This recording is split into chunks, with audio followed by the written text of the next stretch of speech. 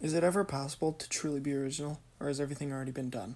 That is the important question that A.S. King talks about in his book, Still Life with Tornado.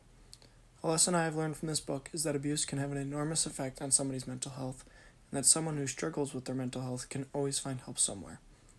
Personally, I thought this book was extremely interesting. It was interesting to examine the idea of if anything can be original or if everything has already been done that could be considered original. I also had a lot of questions that I read that kept me wanting to read more and more. The big conflict of the book was the main character, Sarah, is struggling. She used to be an amazing artist, and now she has lost all ability to draw. Her mental health is spiraling, and she is having a tough time figuring out where she belongs in the world.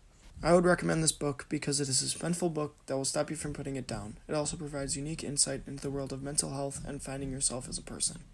This book is the story of Sarah, a girl in high school that we learn is a stellar artist and plans to attend art school and college.